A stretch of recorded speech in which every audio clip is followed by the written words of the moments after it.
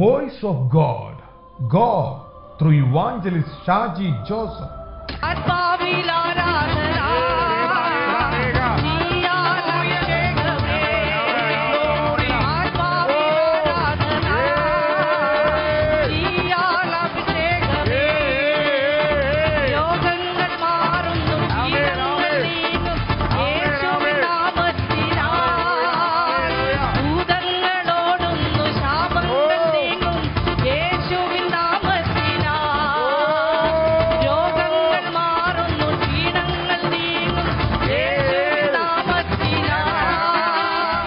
ആത്മലോകവും ആത്മീയ വളർച്ചയും. പ്രിയരെ, വീണ്ടും ഈ ചാനലിലൂടെ നിങ്ങളായിരിക്കുന്ന ഭവനങ്ങളിലേക്ക് കടന്നു വരിക. സ്വർഗത്തിൽ ദൈവം ഞങ്ങളെ സഹായിച്ചതിനായി സ്തോത്രം ചെയ്യുകയാണ്.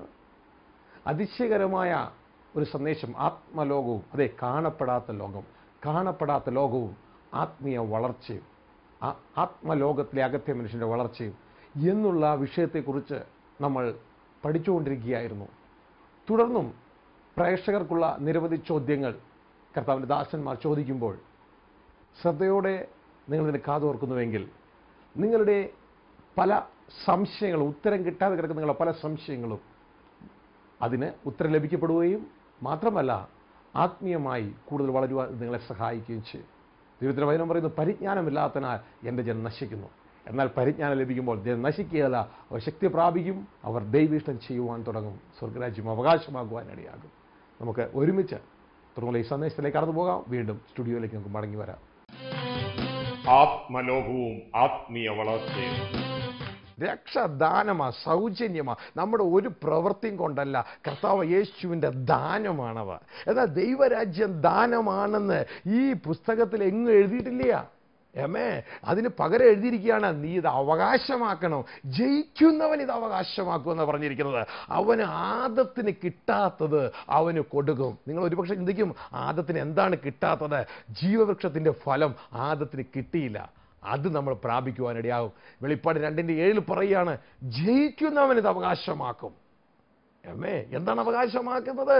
അവന് ജീവവൃക്ഷത്തിൻ്റെ ഫലം തിന്മാൻ കൊടുക്കും. അതാരും എടുക്കുന്നതല്ല, അത് കൊടുക്കുന്നതാ. ആത്മലോകവും ആത്മീയ വളർച്ചയും. നമ്മളുടെ സമ്മതവും ദൈവത്തിൻ്റെ ശക്തിയും, ഇത് രണ്ടും കൂടി ചേരുമ്പോൾ ദൈവം നമ്മളെ നിയമിച്ചാക്കിയ പ്രവൃത്തി ഈ ലോകത്ത് നമുക്ക് ചെയ്യുവാൻ കഴിയും. ആത്മലോകവും ആത്മീയ വളർച്ചയും. വാസ്തവത്തിൽ ഈ പുസ്തകം ഞാൻ വായിച്ചു കഴിഞ്ഞപ്പോഴത്തേക്കിന് എൻ്റെ ശുശ്രൂഷയ്ക്ക് ഒരു പുതിയ മാനദണ്ഡം ഉണ്ടായി. എൻ്റെ ബൈബിൾ ക്ലാസ്സുകൾക്ക് മാനദണ്ഡം ഉണ്ടായി. എൻ്റെ ജീവിതത്തിലൊരു മാനദണ്ഡം, ഒരു ഉയർന്ന മാനദണ്ഡത്തിലേക്ക് കാര്യം വെക്കാൻ പറ്റി. കാര്യം ഓടി നടന്ന് പല ശുശ്രൂഷകളൊക്കെ ചെയ്യുന്നെങ്കിലും ഈ ആത്മമണ്ഡലത്തിലെ ദൈവശക്തിയുടെ വ്യാപാരവും മനുഷ്യൻ്റെ ആത്മാവിൻ്റെ വ്യാപാരവും ഒന്നും അന്നും അല്ലെങ്കിൽ ഇന്നുവരെയും മനസ്സിലാക്കാൻ കഴിഞ്ഞില്ല. ആത്മലോകവും ആത്മീയ വളർച്ചയും. ചോദ്യവും ഉത്തരവും. ഈ ഡിസ്കഷൻ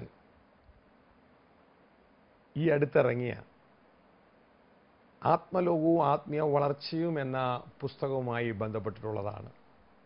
ദൈവമക്കൾക്ക് ഇത് വളരെ പ്രയോജനകരമായി തീരുമെന്ന് കർത്താവ് ഞങ്ങൾ വിശ്വസിക്കുകയാണ്. പൊതുജനങ്ങളുടെ അഭിപ്രായം എന്ത്? ആത്മീയ വളർച്ച ആവശ്യമാണോ? അതിനുവേണ്ടി സമയം കളയണമോ?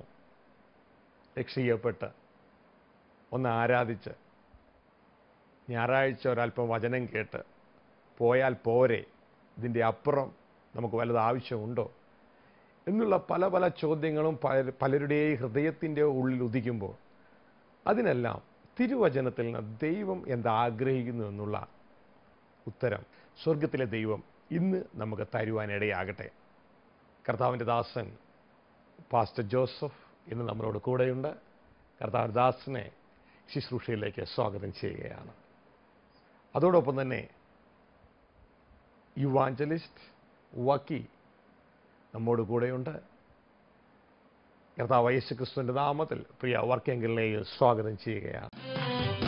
ആത്മലോകവും ആത്മീയ വളർച്ചയും. കർത്താവിന്റെ ദാസൻ പാസ്റ്റർ ജോസഫിനോട് ചില ചോദ്യം ചോദിച്ചോട്ടെ. ഈ പുസ്തകം വായിച്ചപ്പോൾ ദൈവദാസന് എന്താണ് ഈ പുസ്തകത്തിൽ നിന്ന് മനസ്സിലാക്കുവാൻ ഇടയായത്? ദൈവദാസൻ മനസ്സിലാക്കിയത് ദൈവജനത്തിന് അത് പ്രയോജനകരമാണെങ്കിൽ ദൈവജനത്തോട് പറഞ്ഞാട്ടെ. ദൈവനാമത്തിന് മഹത്വമുണ്ടാകട്ടെ.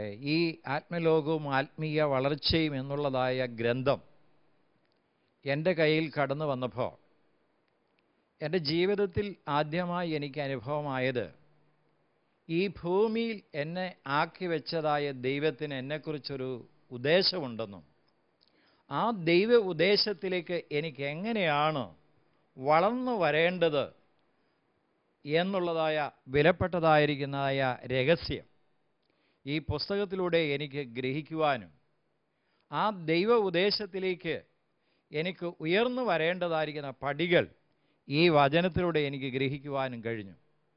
മാത്രമല്ല, ഈ ലോക ജീവിതത്തിൽ എനിക്കൊരു യജമാനനുണ്ട് എന്നും ആ യജമാനൻ്റെ ദർശനമായിരിക്കണം എൻ്റെ ദർശനമെന്നും എൻ്റെ ആത്മീയ ജീവിതത്തിൽ എനിക്കത് മനസ്സിലാക്കുവാൻ ഇടയായപ്പോൾ എൻ്റേതായ സാമ്രാജ്യങ്ങൾ പണിതുയർത്തുവാൻ ദൈവം ഒരിക്കലും എന്നെ അനുവദിച്ചില്ല.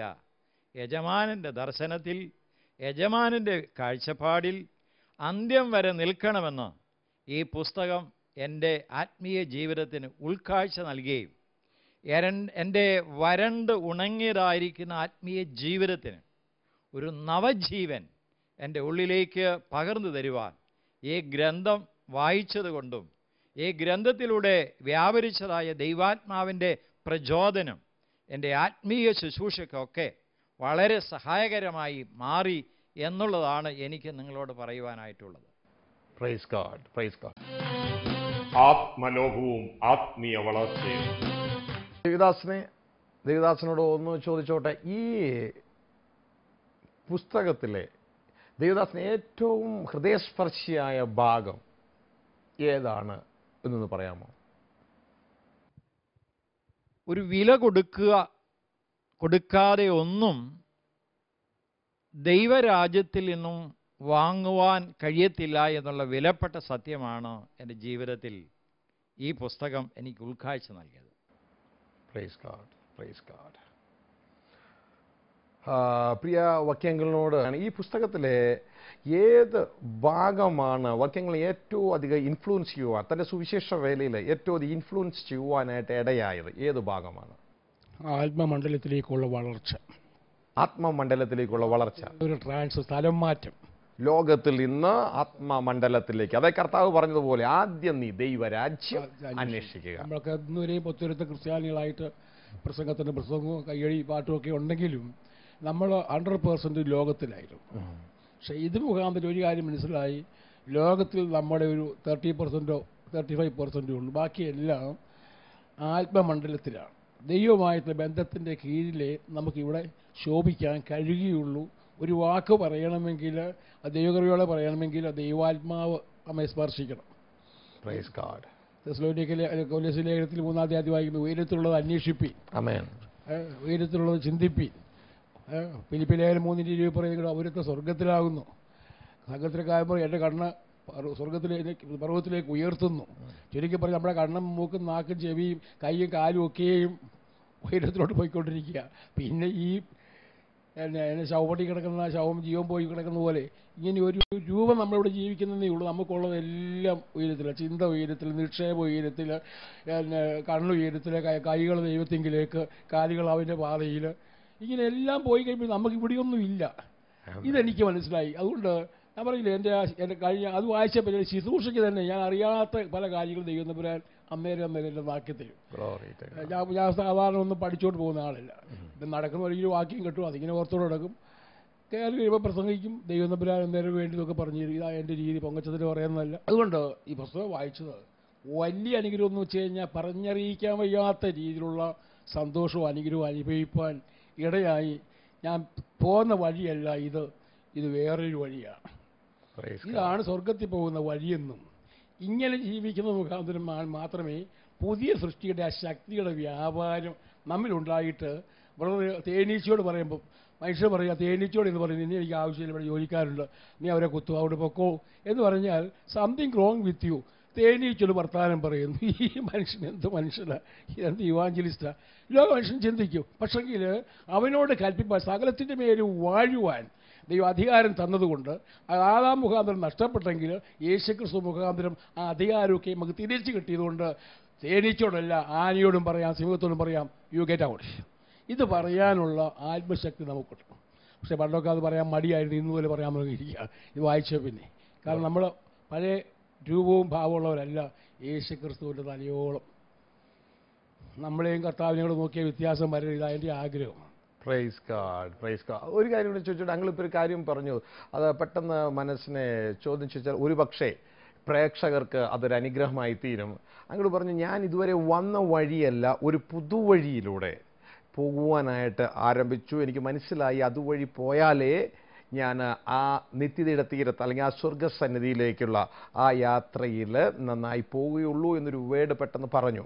ഇത് എന്താണ് അങ്ങളുടെ ജീവിതത്തിൽ ആദ്യത്തെ വഴി, തുടർന്ന് ഇപ്പോൾ പുതിയ വഴി? ഇതൊന്ന് പ്രേക്ഷകരോട് പറഞ്ഞാൽ അത് അവർക്കും പ്രയോജനകരമാണെങ്കിൽ അത് വളരെ നന്നായിരിക്കും. ആദ്യത്തെ വഴി എന്ന് വെച്ച് കഴിഞ്ഞാൽ നമ്മളേതെങ്കിലും സഭയിലെ ആളുകളായിരിക്കും, ഓരോ ഓട്ടറുകൾ കേട്ടു, നമ്മൾ മാനസാന്തരപ്പെട്ടു, സ്നാനം എടുത്തു. ഇതൊക്കെ ശരിയാണ്, സ്നാനത്തിൽ ശരിക്കും മുങ്ങുകയും ചെയ്തിട്ടുണ്ട്. പക്ഷെങ്കിൽ കയ്യിലിരിപ്പ് പഴയത് തന്നെയായിരിക്കും. സ്വഭാവത്തിന് മാറ്റം വന്നില്ല, മുങ്ങി എന്നുള്ളത് പരമാർത്ഥമാണ്. കൈയടിക്കുകയും ചെയ്യുന്നുണ്ട്, അന്യഭാഷയും വേണ്ടി വന്നാൽ പറയുന്നുണ്ട്. പക്ഷെങ്കിൽ ഹൃദയത്തിൽ പരിച്ഛേദനയില്ലാത്തവരായി മാറി. റോമലേഖനം വായിക്കുമ്പോൾ ഹൃദയത്തിൻ്റെ പരിച്ഛേദന അത്രേ പരിച്ഛേദന. അങ്ങനെയുള്ളവർക്ക് ദൈവത്താൽ പുകഴ്ച ലഭിക്കും. പക്ഷെങ്കിൽ അടുത്ത കാലത്ത് കുറച്ച് നാൾ മുമ്പ് ഒരു പ്രശ്നം ഉണ്ടായപ്പോഴത്തേക്കിന് ഒരു സമുദായത്തിൽപ്പെട്ട ആൾ, സ്നാനപ്പെട്ട ആളാണ്. ഒരു പ്രശ്നം ഉണ്ടായപ്പോൾ പുള്ളി പറഞ്ഞു, നീ അധികം കസറുണ്ട, എൻ്റെ പഴയ സ്വഭാവം ഞാനിപ്പോൾ എടുക്കും. അപ്പോൾ ചുരുക്കം പറഞ്ഞാൽ പഴയ സ്വഭാവവും പുതിയ സ്വഭാവവും ഒരുപോലെ കൊണ്ട് നടക്കുക.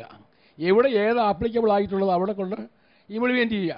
അതല്ല പഴയത് ഒരു ക്രിസ്തുവിലായാൽ പുതിയ സൃഷ്ടിയാവുന്ന പഴയത് കഴിഞ്ഞുപോയി.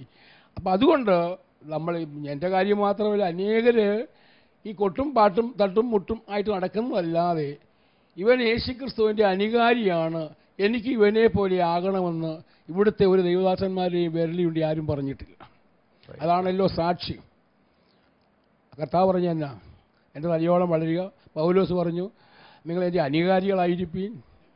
ഒരു പ്രവാചകന്, എലീശാ പ്രവാചകൻ ഒരു വഴിയായി കടന്നു പോയപ്പോൾ വീട്ടുകാരത്തി പറഞ്ഞു, ഭർത്താവിനോട് പറഞ്ഞു, ഭർത്താവേ, ഈ വഴിയായി കൂടെ പോകുന്ന മനുഷ്യൻ ഒരു യഹോഭക്തന്. ഇവിടുത്തെ പള്ളിയിൽ അച്ഛന്മാർ പോകട്ടെ, പാസ്റ്റർമാർ പോകട്ടെ, വിശ്വാസികൾ പോകട്ടെ, ഏത് സ്ത്രീ അല്ലെങ്കിൽ ആര് വിളിച്ചു പറയും, ആ പോകുന്നതേ ഒരു ദൈവദാസനാ, യഹോഭക്തനാ എന്ന് നമ്മളെക്കുറിച്ച് പറയാൻ ഇല്ല. അപ്പം നമ്മൾ ചുരുക്കി പറഞ്ഞു കഴിഞ്ഞാൽ പുറംപൂച്ച് മാത്രമേ ഉള്ളൂ, പുറത്തെ മനുഷ്യൻ നല്ല കൊഴുത്തിരിപ്പുണ്ട്, നല്ല സ്വോത്രകാഴ്ചയും കിട്ടുന്ന കയ്യടിയുണ്ട്, അകത്തെ മനുഷ്യനെ എഴുന്നേറ്റിരിക്കാൻ പറ്റാത്ത അവസ്ഥയിൽ. ഇനി തിരിച്ചു വരണം, അകത്തെ മനുഷ്യൻ ബലപ്പെടണം, പുറത്തെ മനുഷ്യൻ ക്ഷീണിച്ചാലും കുഴപ്പമില്ല. Praise God. പറഞ്ഞത് നിങ്ങൾ ശ്രദ്ധിച്ചോ? അകത്തെ മനുഷ്യൻ ബലപ്പെടണം, പുറത്തെ മനുഷ്യൻ നാൾക്ക് ക്ഷയിച്ചുകൊണ്ടിരിക്കുകയാണ്. ആത്മലോകവും ആത്മീയ വളർച്ചയും